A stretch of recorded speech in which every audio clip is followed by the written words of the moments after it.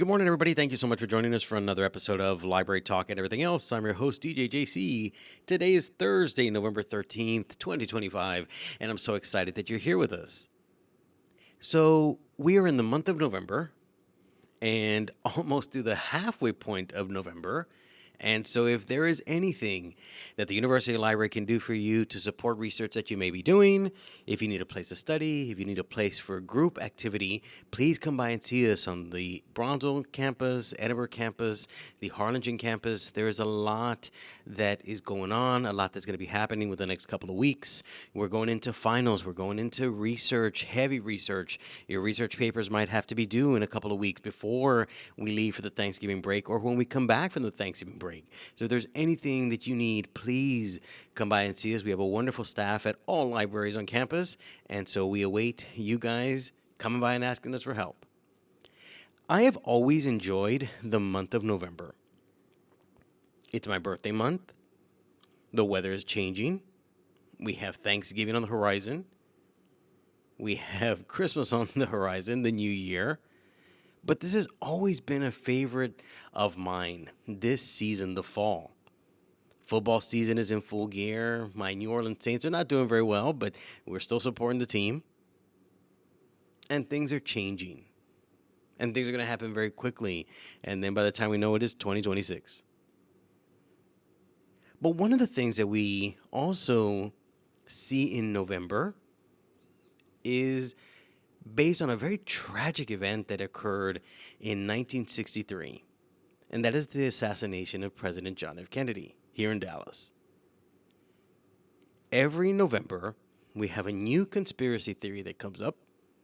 We have a new person that was a witness to the shooting. We have a new theory. Somebody comes up with something new about the assassination of John F. Kennedy. And I know this is a topic that it might be different than what we talk about normally, where we take things very light and we talk about movies and TV, and last week we talked about recreational activities. But today's conversation is going to be a little more serious in tone, I guess, because we're going to be talking about conspiracy theories. I was thinking about the John F. Kennedy assassination, and I was reading the latest theory about somebody that said that the government was responsible for the assassination of President Kennedy. The thing is that I've done a lot of research on my own. I'm very interested in this topic. I have read different books. I have read different authors. I have read different theories. I have watched countless documentaries on the assassination of John F. Kennedy. And all of these things tend to point to a conspiracy, a major conspiracy. The government document and the official government record is that 24-year-old Lee Harvey Oswald shot the president from the Texas School Book Depository. Again, I've researched this. I want to find a theory that might be the explosive one that proves otherwise. But to me, it always starts and ends with Lee Harvey Oswald. So again, I started thinking about these different conspiracies within the JFK assassination, but then I started expanding on different conspiracies that are out there and that are permeating the internet, that go through social media. And I started wondering, why is it that we still, even though proof and even though evidence and even though it's right there, we still cannot accept things at face value? We have to question, and questioning is great. Questioning everything is our right. But why is it that we still believe in conspiracy theories? Why is it that we spread these? So I did some research. I want to share some things with you. And I'm really looking forward to where this conversation takes us, because I am going to cover some conspiracies that are really popular on the internet. Things such as the Roswell aliens. Things such as the Earth being flat. And so many other things that I didn't even know were out there, and some that unfortunately took a tragic turn. So again, we are going to be very history heavy in today's episode. I'm a fan of history. I love history. I am a student of history. I love doing research when it comes to historical events. And the John F. Kennedy assassination is something on the top of my list when it comes to research. So we're going to share some things, and if you are somebody that believes in these things, I am not out to change your mind. I'm not out to persuade you differently. We just want to ask questions and we want to showcase research. So that's what we're going to talk about today. I want to see where the conversation takes us. You're listening to Library Talk and everything else only on Vaquero Radio, the Valley's student station. Because of the fact that we're going to talk about such a heavy topic, I thought maybe we should mix up the music a little bit today and have a little bit of fun. Again, you're listening to Library Talk and everything else only on Vaquero Radio, the Valley's student station. Again, everybody, thank you so much for continuing to join us here on Library Talk and everything else. I'm your host, DJ JC. If you're just joining us for the first time ever and you're discovering the show, thank you so very much for being here. We truly appreciate you your interest in the show, and hopefully you share this show with others that might enjoy this type of content. If you're a longtime listener and supporter of the show, thank you so very much. We do it for you, and we thank you so much for allowing us to be part of your Thursday morning. I also want to take this opportunity to thank Ariana and her staff from UTRGB Radio, helping us set up every week. Thank you so much to her and her team. As I mentioned earlier, I do want to talk about conspiracy theories today, and we are going to look at a research question. This is a research-based show where we take a look at a research question and then utilizing tools from the internet, tools from the UTRGV University Library, we work on answering that question. If we do, great. If we don't, it's something for another time. And if it isn't, we will think about this research question moving forward. But I want to talk a little bit about my experience with my interest in the JFK assassination. When I was about 11 years old, my parents took my brother and I to Dallas. I had an uncle that lived in Dallas. And we went up there, we went to Six Flags, and we enjoyed our time. I had never been to Dallas before. It's about 8 or 9 hours from the Rio Grande Valley, so it's not a trip that you can normally take on a weekend as opposed to San Antonio. So we're driving through downtown Dallas, and my uncle makes an offhanded comment. He says, "Oh, this is where John F. Kennedy was shot." And I could hear this gasp from my parents. They understood the reference. I did not, nor did my brother. We were too young. I knew who the presidents of the United States were, but I had never heard of John F. Kennedy, let alone a president being shot and killed in the United States. So that comment just kind of went in, and it was interesting, but I really didn't know anything about it. Now, for those like my parents and my uncles, they lived through it, and they can recall where they were at when they first heard the news of President Kennedy being shot.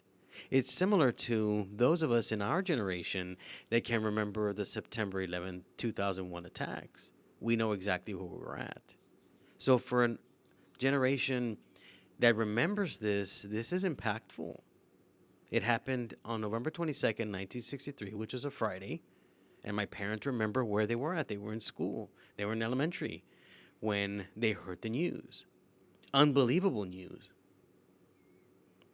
So that comment that my uncle made, it really had no bearing on me at the time. I was about 11 years old. Then as I went to middle school and I began to kind of formulate my own interest in history, and I began to like history and reading history, I became interested in the assassination of President Kennedy because, again, my sophomore year of college, we went to a Dallas Cowboys football game, and at that point we had a little more time, and we went to the Texas School Book Depository, which is the location from where evidence and history shows that the shots that hit Kennedy came from and where Lee Harvey Oswald was working at. So now we had an opportunity to go through the museum. We got the chance to look through the different artifacts and different things related to the assassination, and now my interest grew. And all these different theories and all these different people and all these different events and all these different things that were happening around that time. And so I wanted to know more about Lee Harvey Oswald. I wanted to know about the government's role in the assassination of President Kennedy. So I started my own research. And this is at a time where the internet was coming into its own, but it wasn't as extensive as it is now. I want to continue this part of the conversation towards the latter part of the episode about the John F. Kennedy assassination, because right now I want to talk about what conspiracy theories are out there and why are they still out there and how do they exist. But before we do that, today's research question is going to be, what psychological, social, and cultural factors contribute to the belief in conspiracy theories, and how do these ideas influence what we believe? And again, we're going to talk about social media and their role in the passing of information and the misinformation.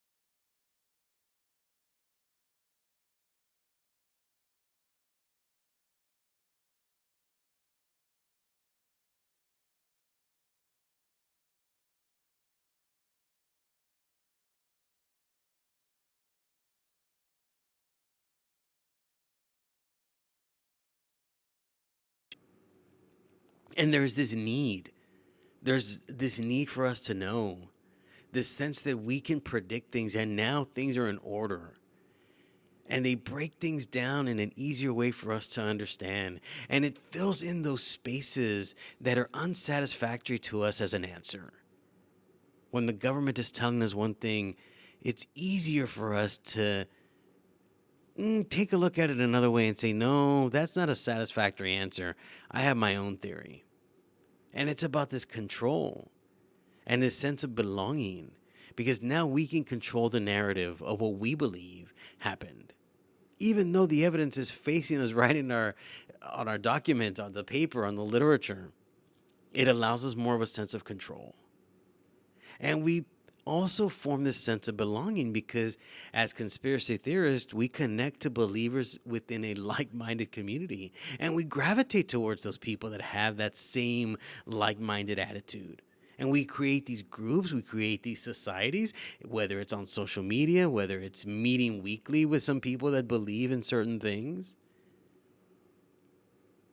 We can identify with some of these things because it gives us this feeling of, I'm the one that knows, I'm in the know. We know who did it, we know why they did it, and I have solved it. I know the truth. So it gives us a sense of identity. And it also reduces the fear by identifying a clear enemy, and it's us against them. They are incorrect in their statements. They are covering something up. They are lying to us as a society. So all of these different things, this need, this control, this sense of belonging, this sense of identity, this sense of safety, that is why psychologically we tend to move towards believing in a conspiracy theory. And again, social media has spread so much information. How many things were we receiving via social media during COVID, during the pandemic? Misinformation. So when we look at the top 10 conspiracy theories floating around on the internet, which is what I'm going to go over right now, I was really surprised. And I mentioned this at the beginning that some of these, unfortunately, have come to a disastrous something attached to it that has caused disaster. So we're going to take a look at the top 10 conspiracy theories. This is according to the internet. So, and this is in no order in particular. The assassination of John F. Kennedy, and again, despite official findings that Lee Harvey Oswald acted alone, a majority of us as Americans have long believed that the conspiracy did involve other groups such as the CIA, Russia, the mafia. Again, when we start breaking down the evidence, we can take a look at and really start to believe that Lee Harvey Oswald acted alone. But it's such a fascinating story, though, when you start breaking down all of the people that came in and out of Lee Harvey Oswald's life. It is pretty interesting, and it's a really amazing story that has been kind of created. And again, it's a cottage industry because every November something new comes out, a new book about this new conspiracy, a new theory. So again, a top 10 conspiracy is the assassination of John F. Kennedy. The next one is that the moon landing did not happen. That the moon landing did not occur as presented to us in 1969. And there's this persistent theory that NASA staged the Apollo moon landings. And they were created in a Hollywood studio. And there is this theory that they were directed by great film director, Stanley Kubrick. And the reason why this is a theory that has come up is because it has presented itself as a way for America to show its dominance in the space race and distract from other events that were going on, such as the Vietnam War. And it was easy for them to say, you know what, let's create a fake moon landing. This is what a lot of people think. And a lot of people believe. The next one on the list, the flat earth theory. Many believers claim that the earth is a flat disk on an ice wall around it. Even though images and scientific evidence proves that the earth is round, there are still people that believe that the earth is flat. Moving on to the next one, the 9/11 September 11th cover-up. This theory states that the U.S. government was involved in the September 11th attacks, or at least they knew about them in advance and allowed them to happen in order for us to get back as a nation. We had been divided because of the election prior to September 11th. And it was an opportunity for us to get back to our roots as a country. And the cover-up suggests that the Twin Towers were brought down by demolitions and a controlled demolition by the United States government. Moving on to a lighter one is Area 51, and that the U.S. has alien technology. And this theory suggests that the government facility in Area 51 in Nevada is used to store crashed alien spacecraft and conduct experiments on extraterrestrial life. And this is linked to a 1947 incident that occurred in Roswell, New Mexico.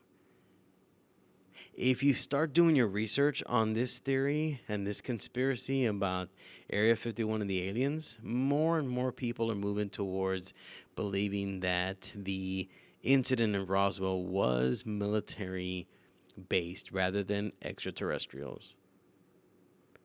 The next conspiracy theory is secret societies that control the world, such as the Illuminati. And this is one of the oldest and most widespread theories, that a powerful cabal and this secretive elite group of people known as the Illuminati are controlling global events and the government. And its aim is to have world domination. The next one on the list is COVID-19 and the vaccines. Recent theories allege that COVID-19 was a bioweapon and the pandemic was actually a hoax. And the vaccines contain microchips for tracking the population. And that no such event occurred.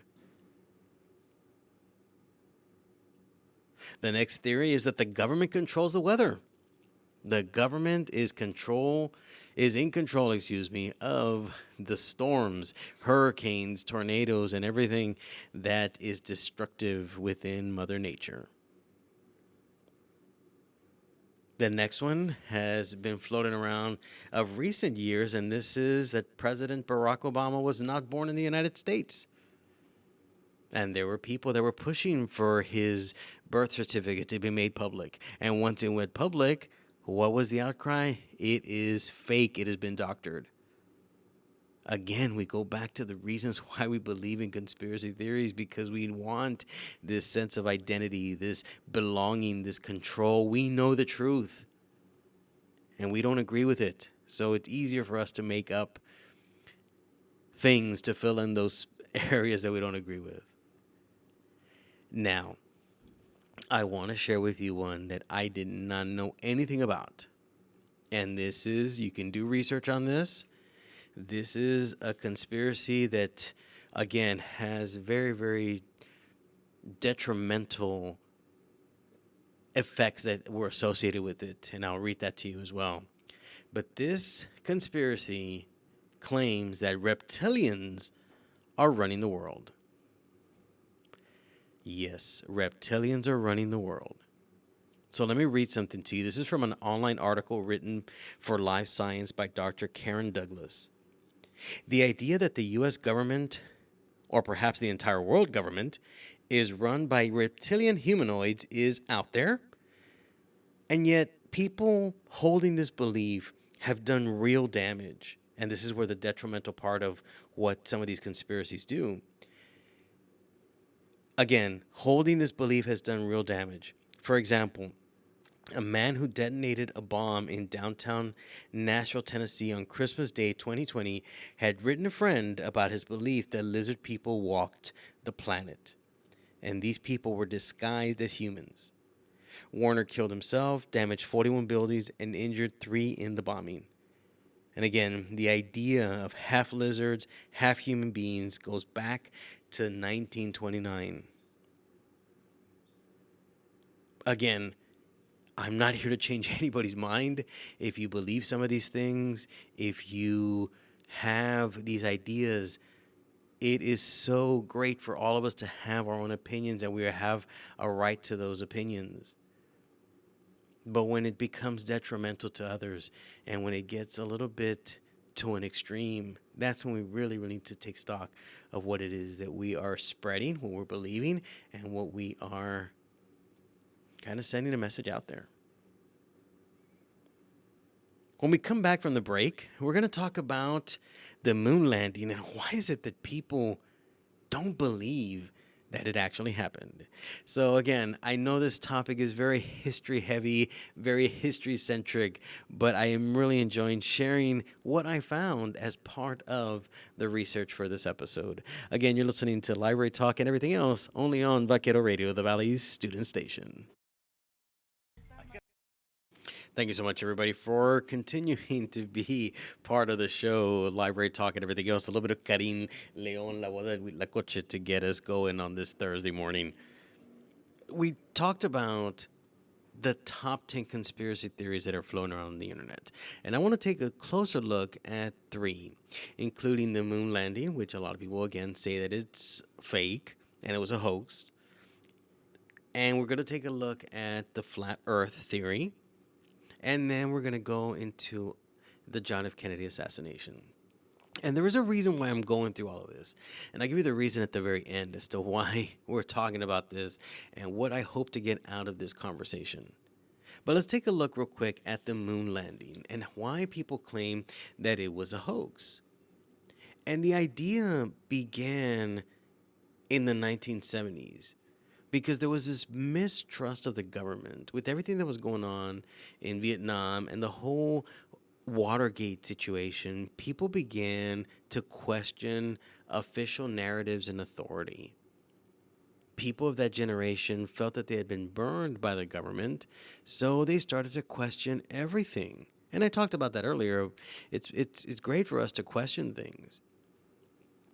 But the moon landing began to get some traction, and the hoax and the idea that it was fake began to kind of take shape because it was an incredibly expensive experiment. It was a very expensive venture that was created in order for us to win the Cold War space race against the Soviet Union. And I talked about this earlier. It was us against them.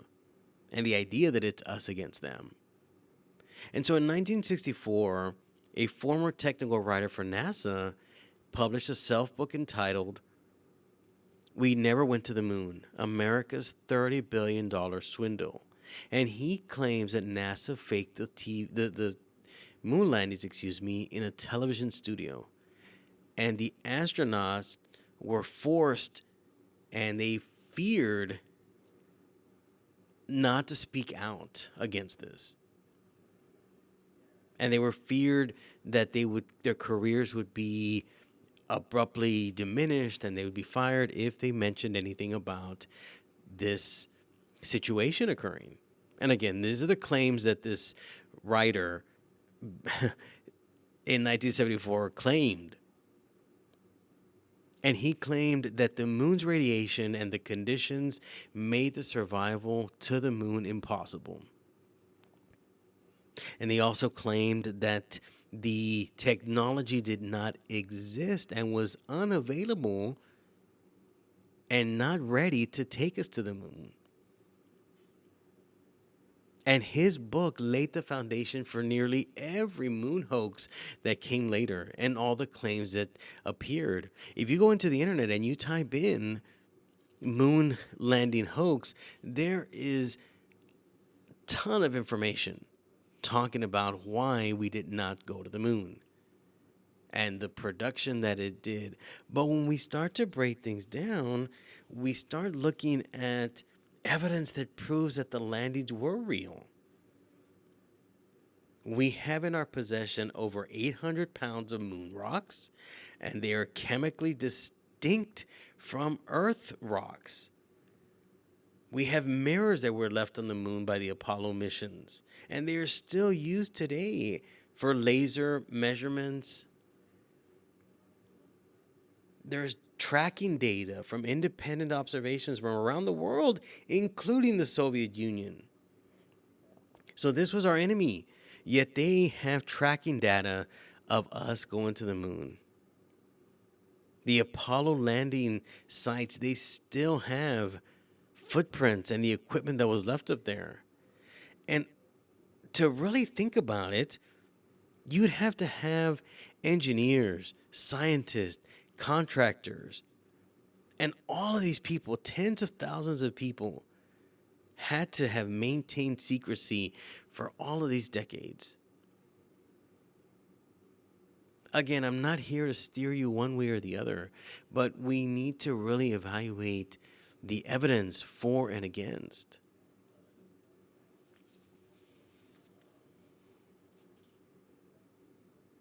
If we look at the next conspiracy theory, and again, we're not going to go over all 10. I wanted to take a look at these 3 top ones that were on the list of conspiracy theories. Why do some people still believe that the Earth is flat? And this is based on a paper that was written by a University of Melbourne professor, Anders Fruse, and it was published on January 11th, 2019. So let me read this quote to you. It says, "Once upon a time, it made sense for people to believe that the Earth was flat. Ships would sail off towards the horizon and often never return. And those people left behind didn't really have access to information outside of the communities. Their view was egocentric and geocentric. They lived in a village where the center of town was their existence. The further away from the village they traveled, the more hostile the environment became. Greek philosophers established that the earth was round as far back as the 3rd century BC, but it wasn't until the 15th century that it became commonly accepted. But today, people still do believe that the earth is flat. And although science has proven it isn't, satellite image, space travel has proved that the earth is round, some people really do believe that the earth is flat. And again, we go back to what we talked about earlier. Because of mistrust of the government and science, and these are related to events like the Cold War and NASA's secrecy. Aliens are being hidden. We don't believe in the government. The rise of the internet, this allowed people to start to gather as groups. And then you have these viral conspiracy videos that come out. The Bible's interpretation that the earth is flat. And again, it's this desire and this feel and this need for an alternative narrative, the skepticism of authority, the sense of belonging to a countercultural community where, yes, the earth is flat. So, whatever you believe in, whatever your opinion is, whatever you think about, again, I'm just asking for us to weigh the evidence for and against. But why do people still believe in it? And we talked about this earlier. Even with the overwhelming evidence, people still believe that the earth is flat because, again, it's this desire for certainty and this distrust of the elites and a need for control in a complex world. Those are the psychological factors. The sociological identity belonging to a group that, again, knows the truth. We know that the earth is flat. And us believing because it looks flat. It doesn't look round. Even though there are scientific models that prove differently, we, in our mind, see it as flat, then it is flat. And again, this misinformation campaign on social media and various different places, and videos and influencers spreading these falsehoods and these pseudoscientific arguments. And a lot of times these influencers may not be experts in a particular field or scientists or scholars, but they are people that we believe in because we've allowed ourselves to create them as influencers. And again, if we look at social media and conspiracy theories, we take a look at why that spreads so quickly. Because it allows it to spread wide and wider than ever before. Because before, you would go into the library and probably pick up a dusty book off the shelf, and it was about a conspiracy theory.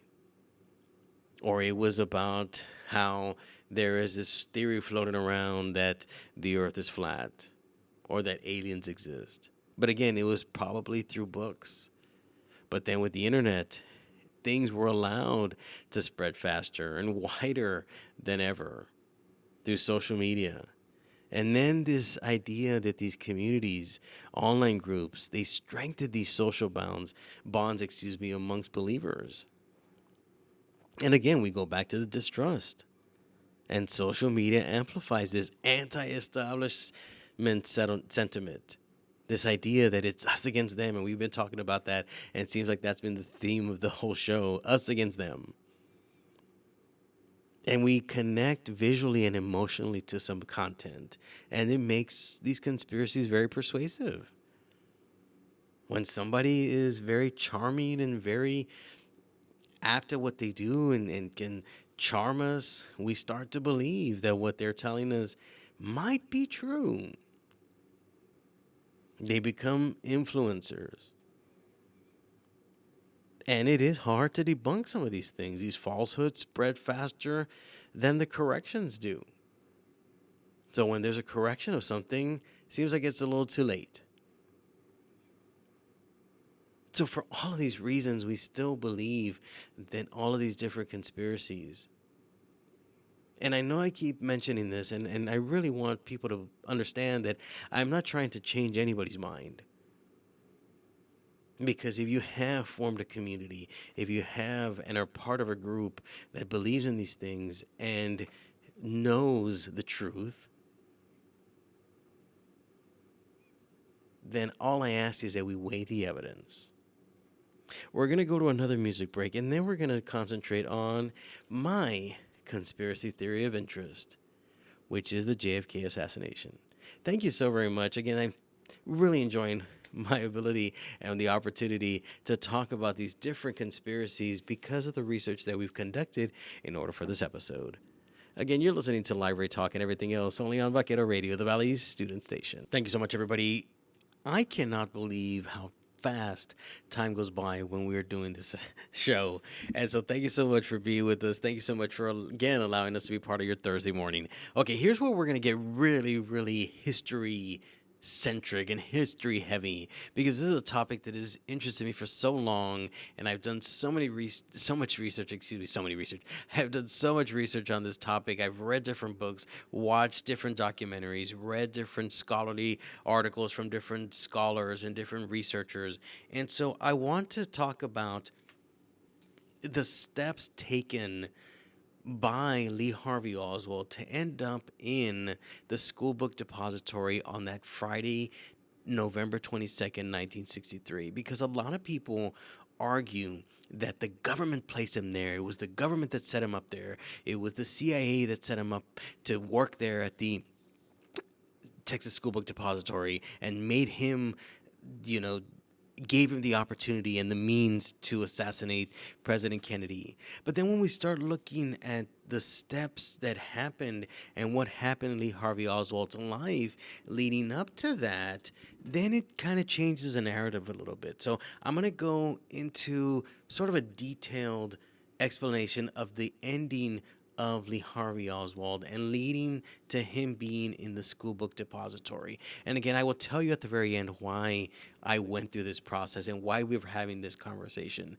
So, around September of 1963, Lee Harvey Oswald decides that he wants to go to Cuba. He has this fascination with Fidel Castro. Lee Harvey Oswald himself is a self-proclaimed communist. He believes in communism. He lived in Russia and he lives in the United States, but he is a communist, which is very rare in the 1960s. But he wants to go to Cuba. And he has to go through Mexico City because he wants to go through the Russian embassy to get to Cuba. So he goes into Mexico, he goes to Mexico City, but the Russian embassy tells him it's going to take a long time for the visa to go through for him to get to Cuba. He goes to the Mexican embassy, and they tell him the same thing. They deny him to go to Cuba. So then what ends up happening is that he comes back to Texas, rejected, dejected. He has no job. He's separated from his wife. His wife is expecting another child. His wife is living with another family. He is living in Dallas. She is living with the Payne family in Fort Worth.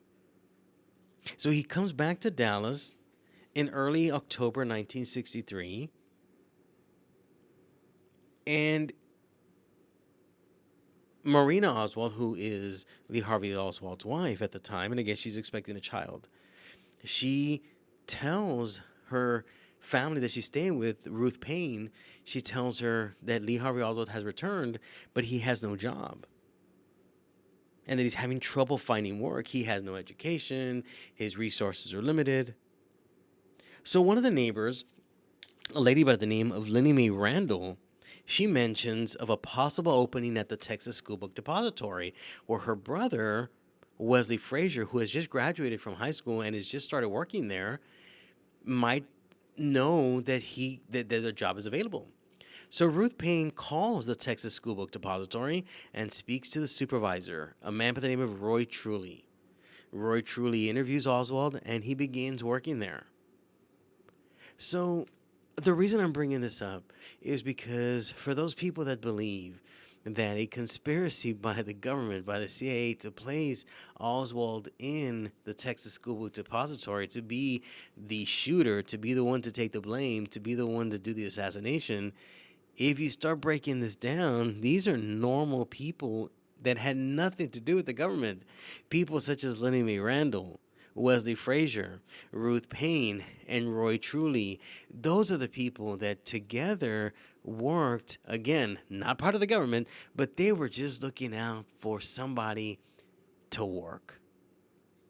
They were looking out for an individual that was about to have a child, that had come back from Mexico, rejected, no work, no job, no prospects. And they're the ones that got him into the Texas School Book Depository. There's a researcher and scholar by the name of Dale Meyer, and he wrote a very comprehensive book on the life and the events surrounding Lee Harvey Oswald. I actually had a chance to read the book, and it's called With Malice, Lee Harvey Oswald and the Murder of J.D. Tippit, because history shows that Oswald, as he was running away from the Texas School Book Depository, he was stopped by a police officer, and he ended up killing the police officer, and there are witnesses to this. And he mentioned something really interesting, both in the book and in the documentary that I was watching. And I had to go back and rewind and make sure that I heard his quote correctly. Dale Meyer said, when Lee Harvey Oswald was arrested, he had enough money in his pocket for a bus ticket to take him to Brownsville, Texas. I thought that was just such an incredible quote, because had he made it to Brownsville, he could have hid back in Mexico. But the idea that Brownsville was mentioned in this documentary, again, very tenuous connection to the Kennedy assassination, but I thought it was very interesting. And so here is a quote from a wonderful PBS Frontline documentary from 1993, which is celebrating or identifying or just kind of recalling the assassination. I don't want to say celebrating, maybe that wasn't the right word, but it is from Lee Harvey Oswald's brother, Robert. And I want to read this quote because it is a quote that also, from a family perspective, looks at and has looked at and has evaluated the evidence. And he himself has this quote. He said this: "It's good that people raise questions and say, wait a minute, let's take a second look at this. I think that's great. But when you take that second look and that third look and the 40th and the 50th, hey, enough is enough. Let's put it to rest." This is Robert Oswald, his own brother, saying that he examined the evidence and he also believes that Lee Harvey Oswald, his own brother, did it. Again, I am not out to change and convince anybody of any of their opinions, but I talked about at the beginning why we were talking about this, and this is the reason why. I have always felt that research allows us an opportunity to defend ourselves. It allows us an opportunity to stand in what we believe because we have done the research, we have learned, we have taken stock of what we have evaluated. So for me, when the conversation with anybody comes up about the CIA planting Lee Harvey Oswald in the Texas School Book Depository in order to take the shot, I counter that with what I have learned about all of these individuals that I talked about, Wesley Frazier, Roy Trulley, and all of that. And that is what I want to come out of this conversation. I want us to be able to debate in a healthy manner, in a responsible manner, for us to look for information, do research in a scholarly type way of searching, rather than just taking everything that is out there on the internet that's being spread through social media. But rather than believe just everything that's coming at us, let us take the opportunity to learn how to do research, learn how to evaluate what we are reading, what we are doing research within, and let us learn from that. And everybody's entitled to their own opinion. That's great. And it is important to be able to debate in a healthy manner. And that's what I hope comes out of this episode, is that whatever you believe, whatever it is that you stand for, whatever it is that you think, whatever it is that your opinion may be, that's great. And it's great that we question everything. But along with that, let us respect each other's opinions, let us respect each other's point of views, and let us present both sides of an argument before we start arguing and debating. And that is what I wanted to get out of this episode. So thank you so very much. I know it was very, very heavy on the history. I know it was some topics that we normally don't cover about assassinations and killings and explosions and things like that. Next week, we are going to go back to a lighter topic. We're going to be talking about video games. So I'm really looking forward to that conversation. So we're going to go back to our light topics. But I really wanted to touch on this because it is that time of year where new theories come up about the assassination of John F. Kennedy. And what I want is for us to be able to debate in a healthy manner. I hope you all enjoyed the conversation. Thank you so very much again to the new listeners. And thank you so very much for you, the ones that have been supporting the show from the very beginning. You are the ones that allow us the opportunity to continue being successful. I want to wish you a wonderful week. I want to wish everybody a great weekend, and we'll see you all next time. We're going to end the show with Thunderstruck by AC/DC. Have a wonderful week, everybody. You've been listening to Library Talk and everything else only on Vaquero Radio, the Valley's student station.